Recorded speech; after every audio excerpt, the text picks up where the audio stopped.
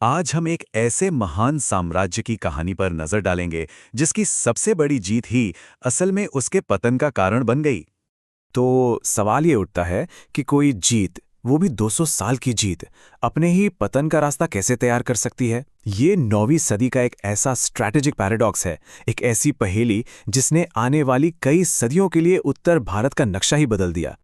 तो इस पतन को समझने के लिए सबसे पहले उस चेस बोर्ड को समझना होगा जिस पर यह सारा खेल खेला जा रहा था। और ये चेस बोर्ड था शुरुआती मध्ययुगीन भारत। देखिए, ये कोई एक दो दिन की लड़ाई नहीं थी। ये था त्रिपक्षीय संघर्ष, यानी तीन ताकतों के बीच 2 सदियों तक चलने वाला एक महायुद्ध। एक ऐसा संघर्ष जिसने इन तीनों साम्राज्यों की किस्मत लिख दी। तो मैदान में कौन कौन थे? पूर्व से थे पाल, दक्षिण से थे राष्ट्रकूट और पश्चिम में थे गुर्जर प्रतिहार। ये उस दौर की 3 सबसे बड़ी शक्तियां थीं और तीनों की नजर एक ही इनाम पर थी। लेकिन कन्नौज में ऐसा क्या खास था? देखिए, कन्नौज सिर्फ एक शहर नहीं था, ये सत्ता का सिंबल था। सम्राट हर्षवर्धन की राजधानी। जिसके पास कन्नौज, उसके पास पूरे उत्तर भारत पर राज करने का हक। ये एक स्ट्रैटेजिक लोकेशन भी थी जो सिल्क रोड से जुड़ी थी, मतलब पैसा और पावर दोनों का सेंटर। और इसी महासंग्राम के बीच कहानी में एंट्री होती है मिहिर भोज की। एक ऐसा जबरदस्त शासक जिसके सामने सिर्फ अपने भारतीय दुश्मन नहीं थे, बल्कि पश्चिम से भी एक लगातार बढ़ता हुआ खतरा मुंह बाए खड़ा था। जब 836 ईस्वी में मिहिर भोज को गद्दी मिली तो उन्हें विरासत में एक कमजोर, बिखरता हुआ साम्राज्य मिला। मतलब एक तरफ घर में विद्रोह और दूसरी तरफ सरहद पर ताकतवर दुश्मन। उनकी स्ट्रैटेजी कमाल की थी, एक मल्टी प्रोंग्ड अप्रोच जिसने सब कुछ बदल दिया। उस दौर के अरब इतिहासकार सुलेमान ने मिहिर भोज के बारे में जो लिखा, उससे उनकी धाक का अंदाजा होता है। सुलेमान ने कहा, भारत के राजाओं में इस्लाम का इनसे बड़ा दुश्मन कोई नहीं है। मतलब साफ है, पश्चिम से आने वालों के लिए भोज सिर्फ एक राजा नहीं थे, वो एक दीवार थे। उन्होंने किया क्या? उन्होंने अरब सेनाओं को कच्छ से खदेड़कर बाहर कर दिया, सिंधन के बेहद जरूरी किले पर दोबारा कब्जा किया और दशकों तक अरब सेनाओं को सिंधु नदी के पार ही रोक कर रखा। सच कहें तो उनका साम्राज्य पूरे भारत के लिए एक ढाल, एक कवच बन गया था। अब इस जबरदस्त सैन्य जीत को भोज ने एक विशाल साम्राज्य की नींव में बदल दिया।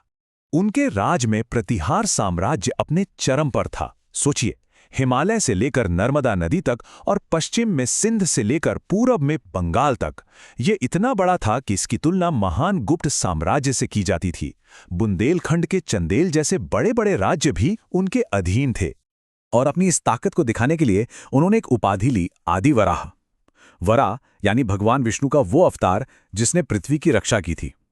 तो ये सिर्फ एक नाम नहीं था, ये एक ऐलान था कि वो इस धरती के रक्षक हैं। ये सिर्फ उपाधि तक सीमित नहीं रहा, उन्होंने आदि वराह के सिक्के भी चलाए।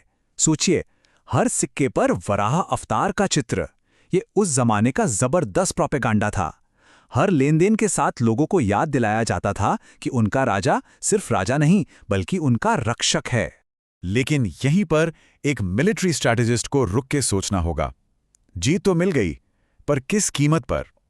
ये जो 200 साल लंबा युद्ध चला, इसकी कीमत बहुत भारी बल्कि विनाशकारी साबित हुई। अगर हम एक स्ट्रेटेजिक कॉस्ट एनालिसिस करें तो तस्वीर साफ हो जाती है। प्रतिहारों को कन्नौज तो मिल गया, लेकिन उनकी सेना थक चुकी थी, खजाना खाली हो चुका था। वहीं पालों और राष्ट्रकूटों की हालत भी कुछ ऐसी ही थी। मतलब कागज पर तो प्रतिहार विजेता थे, लेकिन असल में इस लड़ाई ने तीनों बड़ी ताकतों को अंदर से खोखला कर दिया था।